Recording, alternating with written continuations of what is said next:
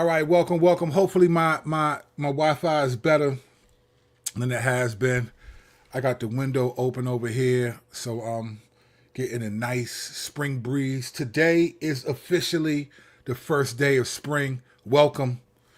We got a lot to talk about. We're going to pivot from a story that I brought up on Monday night that is now everywhere. For some of you, remember where you heard it first. All right. First things first, welcome to CNN. I'm your host, Kirk Kennedy, the underdog. Let's go in.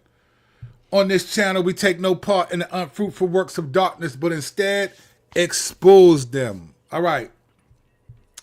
First things first, let me say thank you. My last video was on Monday, April, a couple days ago. I was on a personal retreat. I just actually got to the hotel. I just wanted a personal retreat for a couple of days. You know, sometimes as a pastor and as a believer, you just got a lot going on, especially you just managing a lot of people's lives, trying to help them. And sometimes you just need to refresh. I didn't do that for the vast majority of the time I was a pastor because of other reasons. But this time I decided to take a couple of days. It got cut short a night, but whatever. I still was able to spend some time with the Lord. But I did do a video that we're going to talk about today on Ben Shapiro and his desire to see Derek Chauvin pardoned. But in that video, I told people I was on a retreat. Some of you said, have a great retreat, praying for you. It was a wonderful time. I think I've underestimated personal retreats. I try to do a lot of my grinding with the Lord in my home because I'm with my children and so forth.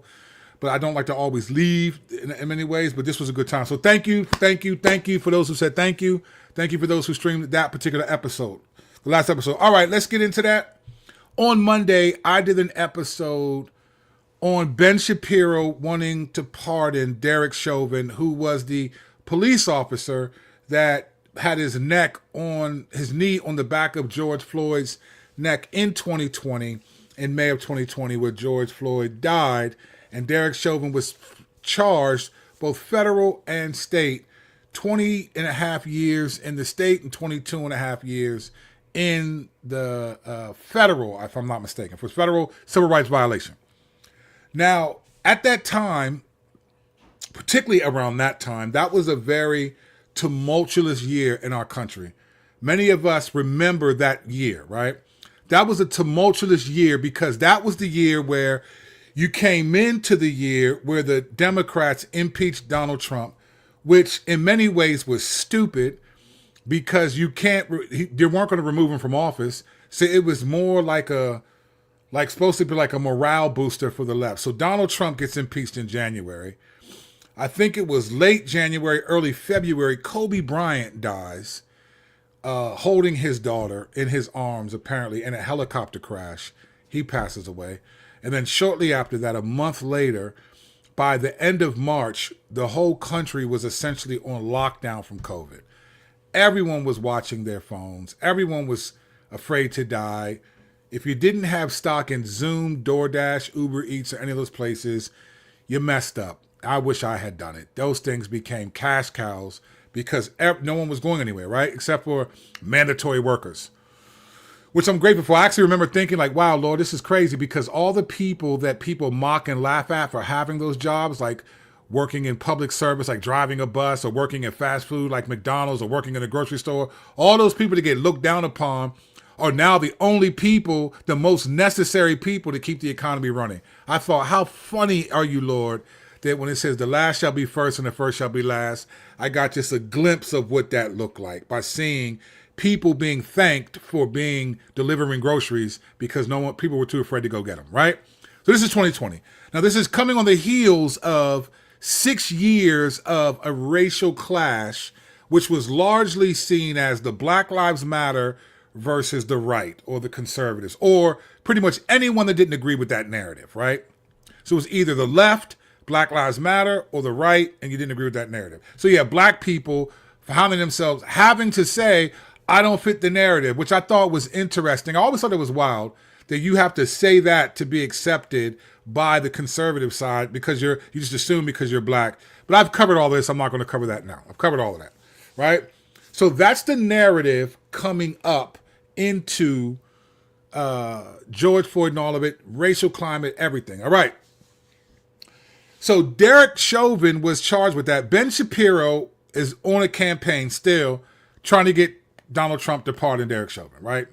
And what I said was I wanted to know what was Ben Shapiro really up to. And so I went through sort of Derek Chauvin's history, and I made a point that I said, listen, Derek Chauvin, as a police officer, has 18 complaints, some say 20, 18 complaints registered against him. A couple of them have gone to court, lawsuit, but only 2 reprimands that were just written up, so nothing happened. And I made the case, if your child were going to a pediatrician who had 20 years working as a pediatrician, but had 18 complaints lodged against them, would you still let them do surgery on your child? And you would not. Unless you did not love your child, you would not. Unless you knew that surgeon was a relative and you knew what was the real story behind all those complaints. You just wouldn't, right? So I said, it's funny that police officers can often have tons of complaints against them, but they're looked at because they're largely coming from undernourished communities, right? Impoverished communities, ghettos, whatever you want to call them. Those claims are largely overlooked, right? So he gets convicted and all this stuff, right? So I walked through sort of Derek Chauvin's history to make a point that this isn't just as simple as like, oh, he got railroaded. Sometimes sometimes the Lord lets you get convicted for things that may be stronger than what you should have because you got away with all these other things that you shouldn't have, right? All those things happen.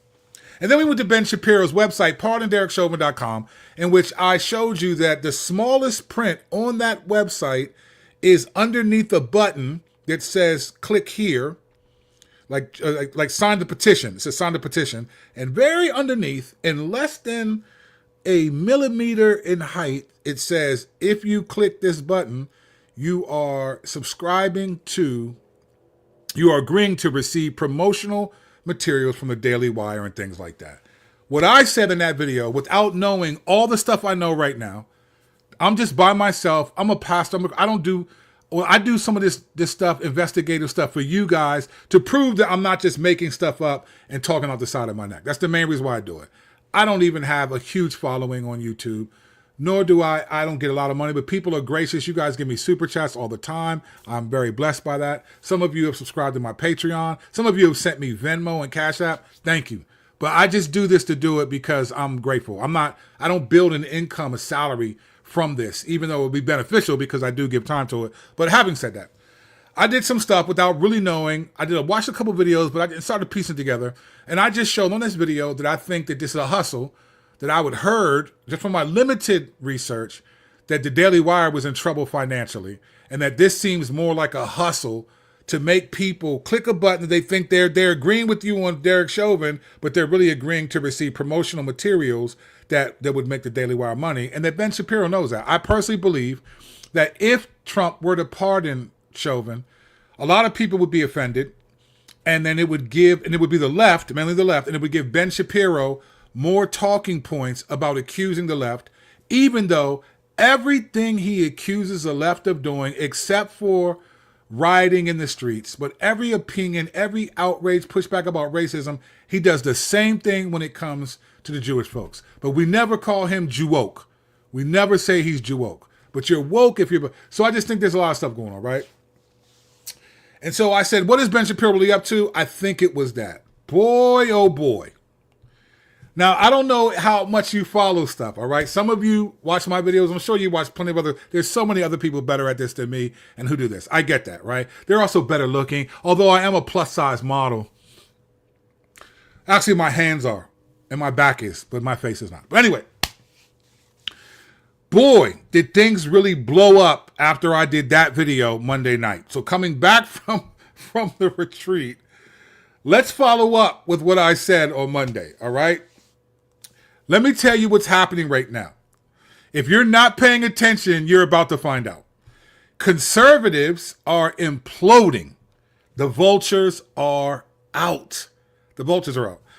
And I want to explain why I think this is happening, all right? Why is this happening right now, all right? The vultures are out. The conservatives, the unified front against wokeness, it's unraveling. And it's been crazy if you remember the timeline, all right? So we're going to go through this timeline, all right? And I'm actually going to pull this up so that you yourself can see. First of all, let me say this. All right. This is what I didn't know. I didn't know this. When I reported this to you on Monday, reported like I'm an investigative journalist. When I said this to you on Monday, I did not know much of anything else, just what my hunches were from just really one video I saw and a couple of things but I was going on a retreat. I wasn't really focused. Like I said, some people put this their living. They go hard for this. I'd go hard for you all, those of you who watch my channel. I didn't know what I'm about to show you now. But, all right, when this happened, all right, when this happened, apparently Brett Cooper, who left the Daily Wire in December of 2024, Brett Cooper was the young Gen Z star, right? After hearing that Jeremy Boring, the CEO, was being removed. He was stepping down, okay? Jeremy Boring, who calls himself the God King. This is a thing. He calls it lowercase g, but he calls himself the God King. Pride comes before the fall, evidently, right? He called him the God King. The only person who's God King is Jesus, right? King of Kings, Lord of Lords, God, right? Son of God. I don't care if it's lowercase or not. It's an arrogant statement, and apparently the character fit the statement, all right? So here's what Brett Cooper put on her Twitter. This is it. So it says, Brett Cooper. It shows Jimmy Fallon turning slowly, winking as a GIF. And at the bottom, it links the Axios story that broke the reality. Daily Wire CEO Jeremy Boring to step down. And here's Brett Cooper's response to that. Wink, wink. Okay? She's not even playing around. Look at this. One more time. Winky dink. All right? This is what she does. All right? Now, keep in mind, Brett Cooper I think she had 4-something million subscribers. She had a show on the Daily Wire called The Comment Section. I didn't watch it that often, but she's very good at what she does. She's eventually left the show and has her own YouTube channel and is back at it. Jeremy Boring ended up hiring her best friend that was in her wedding and to keep the show going, and the show has been dropping people like crazy. I heard it lost over 200,000 subscribers the other day, right? I just heard this. Brett Cooper's videos were at like 400,000 views, 500, 1 million, 2 million views. And her friend, who's no longer apparently her friend, they unfollowed each other on social media. Those views are getting 10, 14, 20,000, 40,000. Now me, I would love views like that because I'm a smaller channel. But when you're the comment section and you go from million plus views to now, so this is happening, right? So that happens. And then Candace Owens retweets Brett Cooper's response. And then something that I didn't know about, then this happened. Then I found out about this guy who I've never heard of. His name is Ian Carroll. And apparently this dude has a lot of the inside scoop on what's happening in these things. Now, but he is the go-to guy. I've watched other people now use this video on their videos to make the point, all right? Now, here's the thing. He has some language and he cuss a little bit, but I don't imagine you're sitting there with your toddler watching my show. So this is his language. But listen to what he said. Now, keep in mind on Monday, I said, I think this is a financial grab. I think that the Daily Wire is struggling and they're trying to hustle people into supporting what I would call a fake push to get Derek Chauvin pardoned, and supporting because they really need money. And I talked about like stockholders, and I talked about all that. You watched the last video on Ben Shapiro, right? Here's what he says. He has inside knowledge. He says allegedly. We're not going to watch the whole thing. It's 8 minutes, but I want to watch some of it. Listen to what he says. Now, keep in mind, I didn't know any of this Monday. As a matter of fact, this came out, I think, the next day. I didn't know any of this Monday when I did my video. But here's what he says.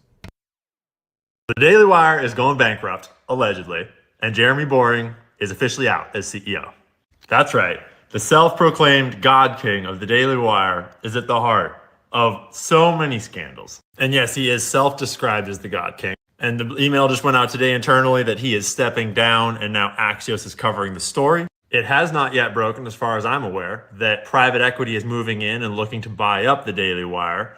I heard, rumor mill, that Silver Lake Capital is looking to buy them up. And yo, Silver Lake, you guys might want to watch this video before you think too hard about it, because there's a lot that is not in the public square right now. We're about to get into stuff like canceled credit cards, lying to the press, trying to trick Tim Pool. As far as I can tell from my sources, even people inside of the Daily Wire only know part of the story, and they're all kind of getting played against each other. It's a whole mess. And the most important part of this mess is that the Daily Wire has a long history of treating their employees like shit. And so I've had numerous sources inside the Daily Wire for quite some time because everyone hates them, even their own people. That's not to mention the numerous sources outside of the Daily Wire that did not take the NDA money on the way out. Like, I had people literally in my comments on Instagram offering to give me dirt on the Daily Wire because they hated the Daily Wire so much. It's out of control. And it all centers around the God King and his fucking massive ego and his lifelong desire to be a famous actor and make it in Hollywood, which he failed at originally years and years and years ago. And so once the Daily Wire was off the ground, he just couldn't help but try to turn the Daily Wire into a Hollywood movie studio. Let me tell you this real quick. He keeps saying allegedly a lot because this came out 2 days ago. What he is calling allegedly is basically now being confirmed. So this was a couple days ago. And he has the inside scoop. He's going to list a whole bunch of stuff that was happening with the deal. We're only going to watch another minute or so because it's not important to. I want to show you that this is what I thought on Monday. Here's what he put out, I think, Tuesday. And now that it's Thursday, a lot of what he said has been confirmed, all right? And then we're going to move on to why I think this is actually happening. And produce the Pendragon series. Note that this article is from 2023. And he said that he had dreamt of bringing this book to the screen for 25 years. It was due to stream exclusively on Daily Wire Plus in 2024. Why didn't that happen? That's a good question. And that leads to us talking about all the Daily Wire's employees' credit cards getting frozen, allegedly. Just to first set the stage, though, producing a Hollywood movie is like a huge multi-million dollar undertaking. It is not the same as filming Ben Shapiro talking really fast at liberals. So I've actually been collecting information on this story for quite some time here. And now that it has officially broken in the news, I think my sources are a little safer to talk about this. Because they're portraying it as though Jeremy Boring is willingly stepping back to work on creative projects like the Pendragon cycle, and that he'll remain with the company in an advisory role. My sources are telling me that the Pendragon cycle is being moved off-site and out of the Daily Wire's physical purview because they're not letting Jeremy Boring back in the building right now, apparently. Jeremy Boring was 100% allegedly forced out, not a willing leave. And that's because this financial problem has been going on for years. They had recently had to table all projects and do a hiring freeze because there was no money in the bank, allegedly. All the way back in 2023, Jeremy and Ben Shapiro apparently had to put money into the Daily Wire, their own personal money, to rescue it. That money has not been reimbursed, and it is all gone. The Pendragon cycle is over. All right. So you get the gist, right? There's been a lot of finance. So what I hunched on Monday was proven to be true by Tuesday and then Thursday and so forth. All right. Here's what also you may not know is that, and then maybe you do because you may follow her. Candace Owens did a interesting take on this where she said, normally when someone of that caliber is removed, they say what their title is, where they're now doing this. Where's the title? Where, Candace Owens is sharp in that thing. Even if I don't always agree with her, Candace Owens is sharp. You got to give her that. She's sharp. So she was highlighting, I smell fish, essentially. All right. So this is all happening. And I'm watching conservative media I'm talking about all the people that stood arm in arm with Ben Shapiro against wokeness are all now circling the wagons. The vultures are out. And I want to tell you why I think this is happening. The conservatives are imploding. To be honest with you, I never thought I would see this. All right? So let me give you some history. Let me tell you why I think this is happening. All right? Let me tell you what I think is going on. And it starts with Black Lives Matter, all right? Let's go back to 2022, April of 2022, all right? In April of 2022, Black Lives Matter was exposed for being fraudulent. Remember this, right? So here's what it is. Black Lives Matter, the global network, right? The controversy surrounding them. So this is April 5th of 2022. New York Magazine, all right? New York Magazine published an investigative report by Sean Campbell that revealed the Black Lives Matter Global Network Foundation. This was run by Patrisse Cullors and the three women, right? It said that they had secretly purchased a $6 million mansion in Southern California using donation funds. The property was acquired in October 2020 and is a $7,400 square foot compound, right? Studio. Just 2 days later, on April 7th, NPR interviewed Sean Campbell about his investigative findings, bringing further attention. And NPR reported that the mansion was purchased with money from the approximately $90 million in donations that the Black Lives Matter Global National Fund, Network Fund, had collected in 2020, all right? So here what you have is Black Lives Matter is basically who was the head of the movement for racial equity, wokeness, social justice warrior, cultural Marxism, all of the names lobbied by the conservative right? Everything. First it started off as you're a social justice warrior. Then you're a Marxist. Then you're a cultural Marxist. Then you're, all these things, right? They didn't care if you were a Christian or not. It was just, this is what you are if you believe any of this. And then Black Lives Matter, the women, the reason why I couldn't stand the organization and while I never supported them, was because I saw what they were doing. They didn't really care about Black lives. I wasn't even thinking from the financial angle. They cared about their own agenda, the disruption of the nuclear family. They incorporated sexual activist views into Black Lives Matter. So they became Black trans lives and Black this and Black. It had nothing to do with being Black except the color of their skin, right? So I always thought it was a hustle. I never bought it, even though I understood the phrase Black Lives Matter. And I agree with that phrase to this day. That phrase does not mean we should matter more than anyone else. That phrase does not mean we should matter towards each other, so we shouldn't kill each other. That phrase meant from a governmental people who are sworn to protect the citizens of America, Black people feel like when things happen to us, no one cares, which is largely true in many different ways. Whether it's earned, some of it is not. Some of it's historical ideologies that have carried forth. So I understood what the phrase meant, even though I did not agree and never supported the organization of Black Lives Matter, despite the fact I'm Black, my life matters, and I'm an ex-street dude who comes from that background, right? So BLM is exposed in April of 2022.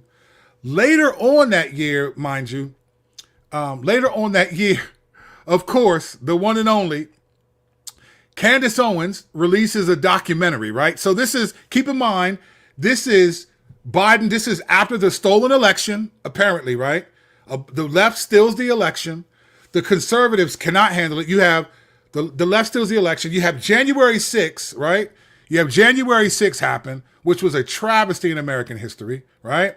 Then you have the next year, you have 2022, Black Lives Matter gets exposed as being fraudulent. Boy, do the conservatives love it. They hop on that, which I was glad they got exposed to because I thought they were fraudulent.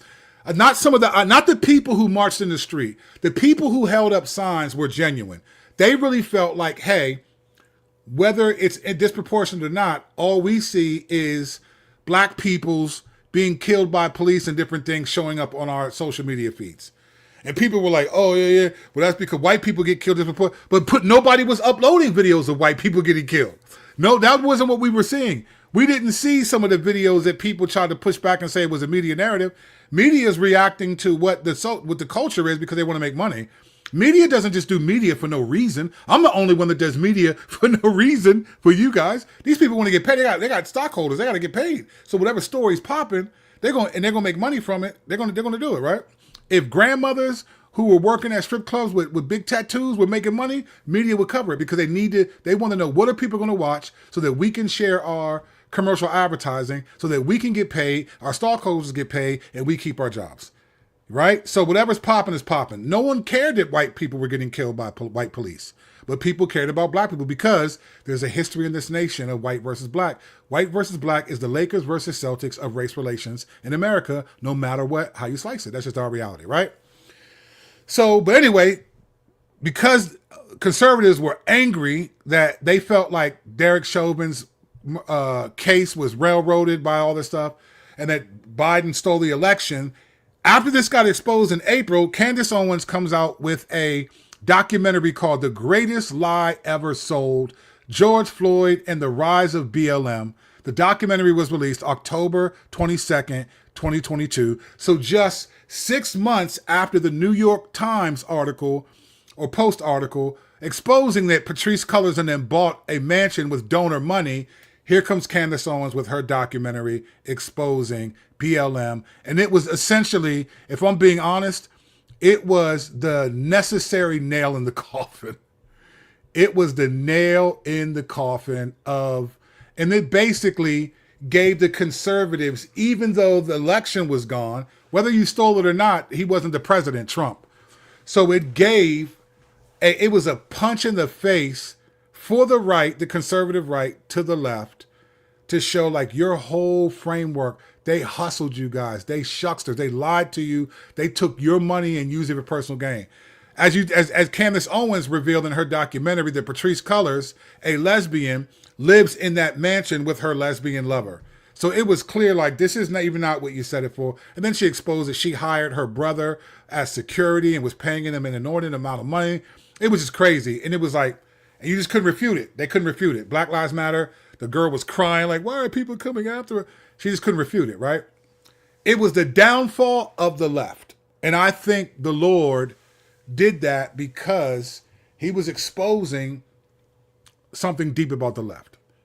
But then all of a sudden, after that happened, there was much celebration. It was sort of the consolation of not winning the 2020 election, that now Black Lives Matter, the dragon to the conservative party, has now been slain. And the organization has all but been disseminated in terms of a national force. In fact, Trump, I live not too far from D.C., Trump just actually had the Black Lives Matter mural on the ground drilled up and taken out, right?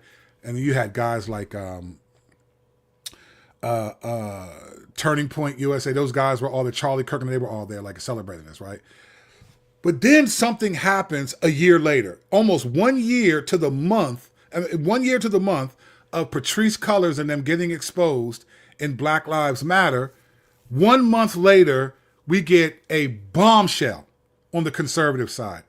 A bombshell. Keep in mind, the conservatives have kept a front, a organized, unified front against wokeness in the left, right? Against the fact that Trump, the election was stolen from Trump, all this stuff, right? Then we get a bombshell in 2023. If you're a conservative, it wasn't a bombshell to me, but it was interesting. It piqued my curiosity. Here was the bombshell. In 2023, April of 2023, Tucker Carlson leaves Fox News, all right? Here's what happens. April 24, 2023, Fox News made this stunning announcement that Tucker Carlson, its highest rated primetime host, was leaving the network effectively. This abrupt departure came as a surprise to many viewers and media observers alike. Fox News officially announced Carlson's departure, right? The statement said Fox News Media and Tucker Carlson have agreed to part ways. We thank him for his service to the network as a host and prior to that as a contributor. The terse nature of the announcement contributed to widespread speculation about the reason behind his exit, right? So here's what we know now. There was a lot of problems that Tucker Carlson had with Rupert Murdoch and Fox News and so forth, right? And he made statements. He pushed back against some things that Trump was saying, and they didn't like it because it really became a culture war. I'll be honest, I actually think the culture war started from the left. I think the left started the culture war, and I think Obama started it in the end of his second campaign after the Obergefell gay marriage ruling by the Supreme Court. After that happened, shortly after that, the Obama administration in 2016, which was his last year in office, started telling, all of a sudden, the T of the LGBT became capital, all caps. And they started saying that people who identify as that should be able to use the bathrooms that they want of their choice, right? Couldn't believe it. And they started suing saying they're going to withhold funds from school systems to do it. School systems were countering back by pushing back. I couldn't believe that they were doing this. And this was Obama was saying this. This is the Mr. I've evolved, right? I think they started that beef. They poked that bear, and the reaction was, we're going to vote for a guy who's not into politics, who's going to crush the left because they tried to force us to do this. This is what I honestly believe happened. Anyone, you can feel free to disagree. This is the I disagree with you decade. Then Trump comes in the office, all right? So there was a unified front against the right versus the left, and Tucker Carlson was all in. I mean, he was doing documentaries that were just wild. My buddy used to work with him very closely in media and had some things to say. Well, he leaves Fox News, and this is a big deal. And a part of the reason why he was left Fox News is because they did not like the way that he was covering Trump and pushing back and challenging things. And Tucker Carlson sometimes was like, look, man, I'm just trying to report what I see, right? There was a lot of stuff that came out about him and them, and he left.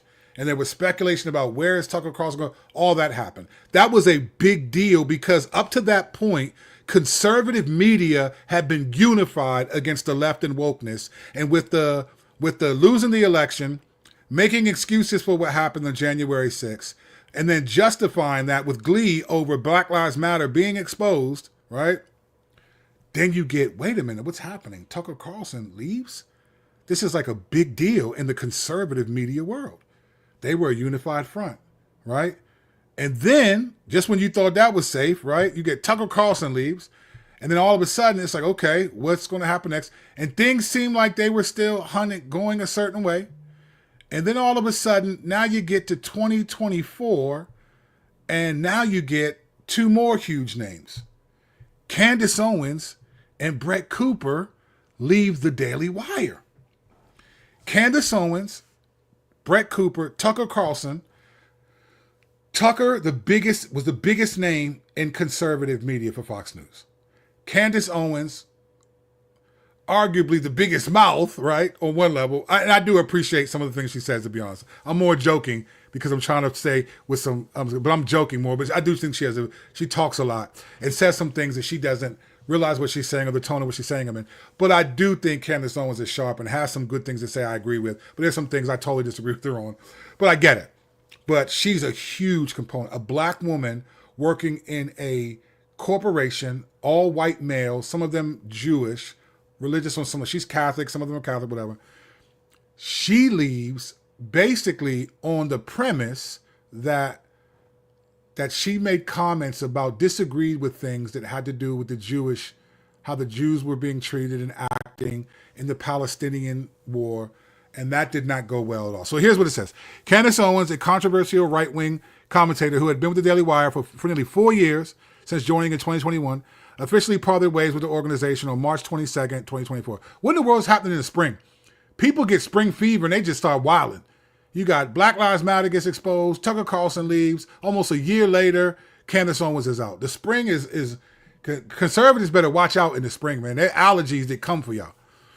But it says the separation was announced through a brief statement on social media by Daily Wire CEO Jeremy Boring, who simply wrote, Daily Wire and Candace Owens have ended their relationship, right?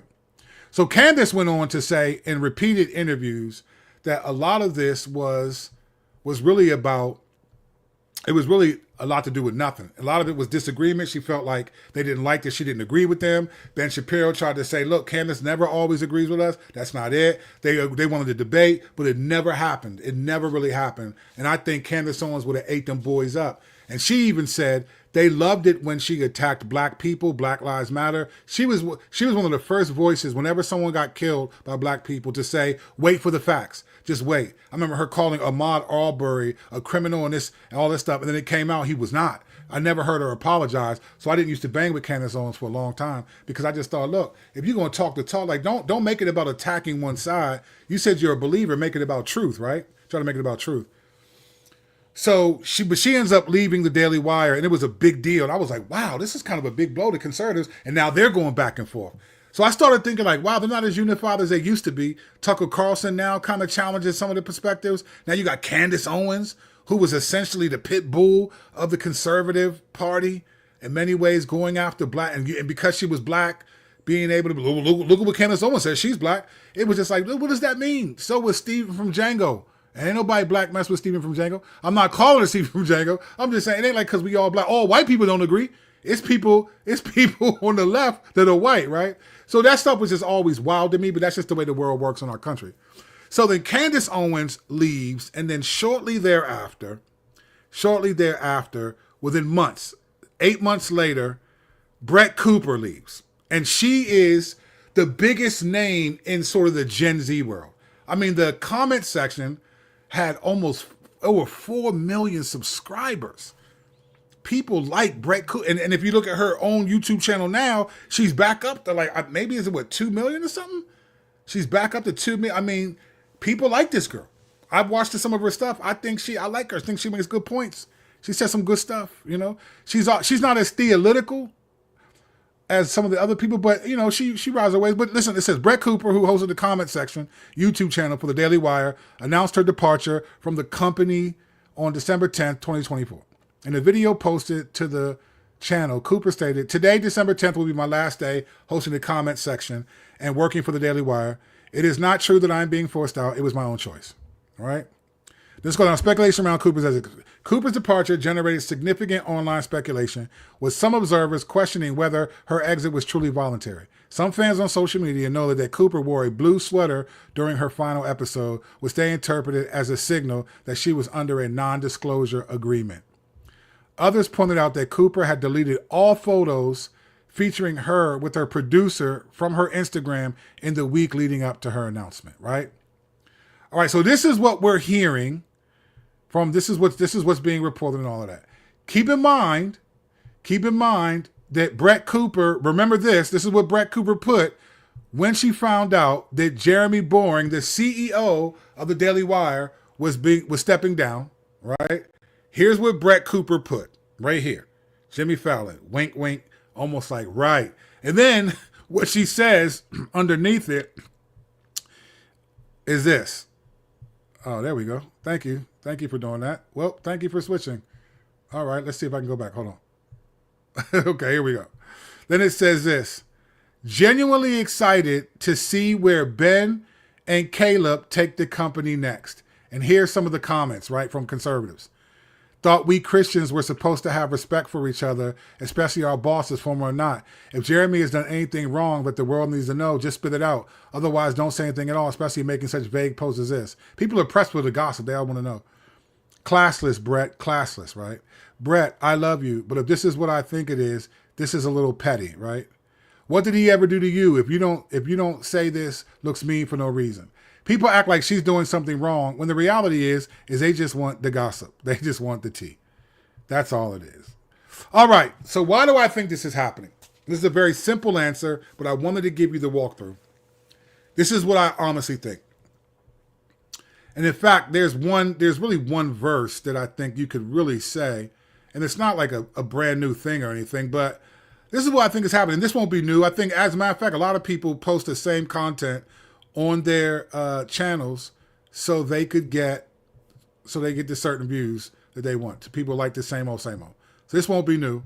I'm going to show you right now why I think this is happening. One verse right here. 1 John 5:21. This is what I think is happening. I think the Lord is doing this. I'm not one who believes in coincidence. I believe in providence always. I do not believe in coincidence. I believe in providence. Is doing what I say in this chat, in this verse every episode. Take no part in the unfruitful works of darkness, but instead expose them. This is what I think the Lord is doing. I think the Lord is showing his people, verse 21, 1 John 5:21. Little children, keep yourselves from idols. This is what I think the Lord is doing. Let me explain why. I think for different reasons, I think people who would consider being on the left that were offended over what they would call racial indifference, racial injustice. Christians even were offended in ways that they got behind Black Lives Matter and got behind the left, and just it became a war against conservatives. It wasn't even white. It wasn't white versus black anymore. Obviously, if you were white conservative, you heard it more, but black people would get like oh man, you have a slave mentality if you identify as a conservative, as if somehow the Democratic Party wasn't largely responsible for slavery in the vast majority of the years that we were slaves and going through Jim Crow. But that's another conversation. But there was like this idea that you would be criticized. So it wasn't even a black versus white thing, because there are white people who are progressives. That it was a liberal versus conservative thing. And I think it's always been around. I think Obama ramped it up in 2016. And then the conservatives responded back with Trump, and Christians even. And then ever since then, it's just been a trade. It's just been a back and forth. It's been spy versus spy. Spy versus spy. That's all politics is right now. Spy versus spy. I mean, that's an oversimplification, but it's very much true. I think the Lord wanted to expose, because the morality of the left, the morality of putting your trust into the left and trusting left policies, left ideologies, all of it. And don't get me wrong, I don't think that just because a conclusion is sinful, like Marxism, I thought Marxism is a terrible, terrible, terrible conclusions, terrible, like let's apply what he said, terrible. Critical race theory, all that, but I understood it. You see, let me tell you something, brothers and sisters, if you're watching. Nothing happens for a reason. America hasn't been a neutral country. There is no neutrality ever. There's either Jesus or the devil. There's either good or evil. There's no neutrality. Now, there may be some things that are kind of like, well, I'm not sure what this is based upon my knowledge of things, but neutrality doesn't exist. America wasn't a neutral country. This is what always confuses me. And confuses is not the wrong word. I'm saying that to make it seem like I'm actually thinking about it without having a firm conclusion, because I have a firm conclusion. But this is what's always been interesting to me. That's probably more integrity-based. What's been interesting to me is that I feel like both sides act as if these things are coming out of a vacuum. My next video is going to do a response to Allie Beth Stuckey's Toxic Empathy book. Someone told me about it. I bought it on Audible. I listened to it as much as I felt like I needed to give a perspective on what the book. I was like, where's all this toxic empathy coming from? Why are people talking about toxic empathy? I had no idea what it was until someone asked me, hey, would you do? And I said, it's time to do a video. So my next video, which I will do tomorrow, will be on toxic empathy, a response to that. But the thing that I thought was interesting was that people act like we got here out of a vacuum. The right acts like everything was good, and then the left just started flipping out, calling people racist. It's just not what happened. It's not what happened, right? I get why, even though I don't agree with a lot of what they're saying, I understand why they're saying what they're saying. I don't agree with Marxism at all, but I understand his point. He made an accurate point. When you're evaluating a culture like America or wherever, and you see the people who have money taking advantage of the people who don't, that's a problem. You see that. Like the church allowed for that to happen as well in America. So like while I disagree with his conclusions of what we should do differently, his observations about what the problem are, not all of them are wrong. Not all of them are. So what I saw happening though was believers, I'm not talking about the world, believers on the left were so offended at people on the right for not agreeing with all the narratives that were presented, right? They didn't agree with white privilege. They didn't agree with critical race theory. They didn't agree with social justice and all. They didn't agree with police things. And let me say one thing real quick. The conservatives still use this. Roland Fryer was a Harvard professor, black guy with some dreads. You need to get his dreads done. I got to get my dreads done. Roland Fryer did a study on police killings and basically came to the conclusion, after studying hundreds and hundreds of footage and information, that police do not murder black people at a higher rate than other races. Conservatives ran with that. Vodi Bakum put it in his book, in Fault Lines, all this stuff. But Roland Fryer did say there was a much higher perspective on brutality. Everything from dragging you out of car, slamming you, getting beaten by police, handcuffed, he did say that was definitely an issue. And he said that the right wants to ignore that part and the left wants to hate that he said that there's no black people on killed at a higher rate, right? I appreciate the study and I appreciate his conclusion. I think what's happened is there were Christians on the left who just were offended. They were offended that conservatives would not yield to their perspective. And then Black Lives Matter, what happened was if I'm a conservative, I can't yield to it because then I have to agree with every accusation. There were no nuances here. There was no nuances here. It was you either all of this or all of that, right? I think white privilege is 100% accurate. I think pretty privilege is accurate. People who look attractive get more privileges than people who don't. There's no supermodels that look like me, fam. You know, like there's no supermodels that look like some of you, right? They're just, and some of them don't look like themselves. They got to have, Photoshop and different things, thin their body out, thin their faces out. Why do you think people take Botox and do?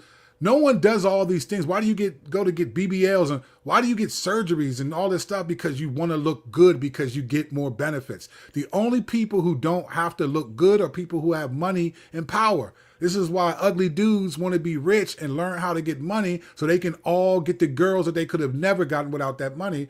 There is privileges all over the place. To act like it's not there is just dumb. White people have had a couple 100-year head start. It just is what it is. It just is what it is, right? Just like the Jews were privileged to be the chosen people of God that the Messiah would come from. He didn't come from the Amorites. There was a privilege in being a Jew that's talked about in the scripture. There was a privilege. You were given the covenants, the patriarchs, the law of God. There's a privilege. That's not wrong. It's not wrong, but white people couldn't see that. And the way it was used was like, oh, it's your fault. It's like, look, if you were born white in this country, what are you supposed to do? I reject my privilege. Like, no one's going to do that, right? So, but because the right couldn't see that, the left was really offended. A lot of Christians on the left. And I watched people really sin against their own brothers and sisters. People that agree with Jesus being the Lord, just like they will, who will presumably spend eternity together, were really angrily trying to pretend like they're doing it in love, but angrily offended. I was watching relationships crumble over these secular ideologies and then just what happened.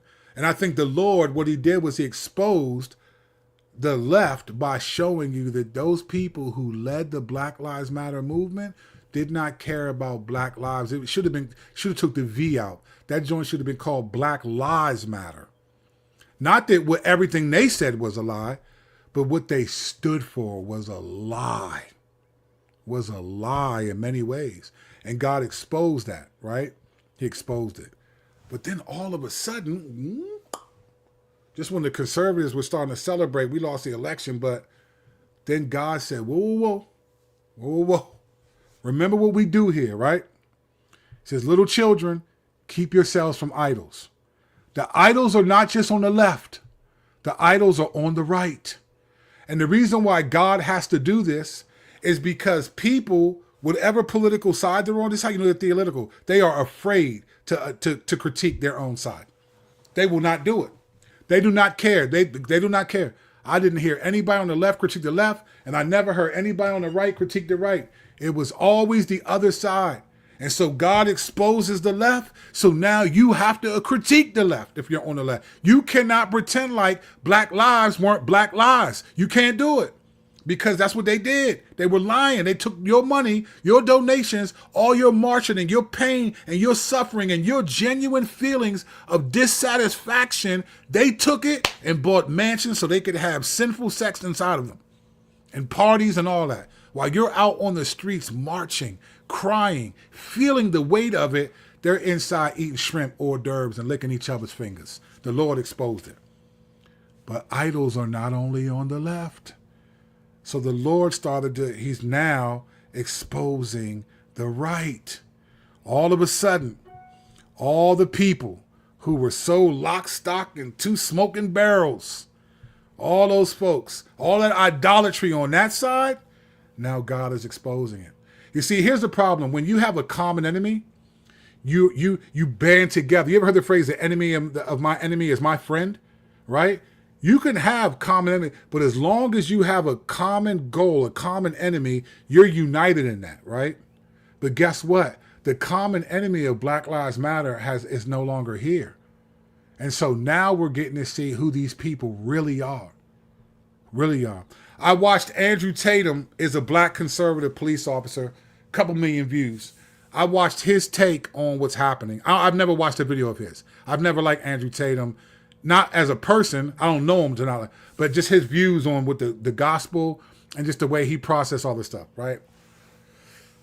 And but he said, look, I want to say something. These people are not who you think they are. He said some of these people are not what you think. They do all this stuff for the views.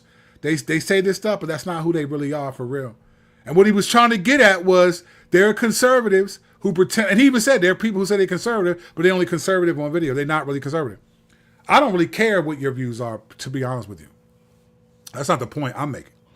The point I'm making is that God, because God said here, little children, keep yourselves from idols, talking to his children, there were idols on the left, 100%. Because it's the thing, when there's an idol that you worship, you follow the morality of that idol. I think there were Christians on the left who lost their way. They were offended that the conservatives would not see it, did not agree with it, based on history and a bunch of things. They were offended and they lost it. They would not pray for their enemies. They would love their enemies. They just declared their enemies. But the right did the same thing. If the left was offended and angry, the right responded with vengeance, dismissal and vengeance, reallocating statements and boxing people in the holes and not giving people the benefit of the doubt and pretending like the history does not have reverberating consequences into the present. Acting like you can have part of the country celebrate the reality of Southern, like people basically in the North versus South, the Souths were the traitors. They were the traitors trying to keep states' rights and they was trying to keep slaves. They were trying to keep slavery. That's why Jim Crow happened right after once the North left. When the North left in 1877, so that Rutherford B. Hayes, a Republican, could become president against the Democratic dude who was running from Boston, that's when all hell proverbially broke loose in the South. And you get 90-something years of Jim Crow, right? Economic sanctions because you're black. You get vagrancy laws. Black people would be like, if you can't read or write, or you don't have a proper ID, you're going to prison. You had people going to prison for 20 years just for jaywalking. And then in those prisons, you had to work. The same stuff you did as a slave, they made you do in prison. There's so much history. So much history. And the conservatives act like none of those things have reverberating consequences. They did not show any love. There's no weep with those who weep or mourn with those who mourn. And I watch Christians, conservative Christians, some even left my church at times because I would not say, if you vote Democrat, you are not a Christian. There are people that in 2020 left my church because I would not say that from the pulpit. And I was like, listen, you talking to the wrong dude because I've been shot at point blank range. You ain't going to threaten me or manipulate me into saying nothing that I don't stand by. I am not going to tell anybody that if you vote a certain way, just if you vote that way, you're going to hell. I'm not saying that. Now, I would say, fam, when you vote for this, what are you supporting? But then again, what are the good options? If you think the Lord only cares about sexuality issues and abortion, all that stuff, and that's it, that those are things that are more important to the Lord, I think you're just deceived. I think you're deceived. So what's happening? The right is imploding. The biggest names on the right, and now they're talking about each other. Now they're saying negative stuff. They're doing the kind of coverage they would do on the left.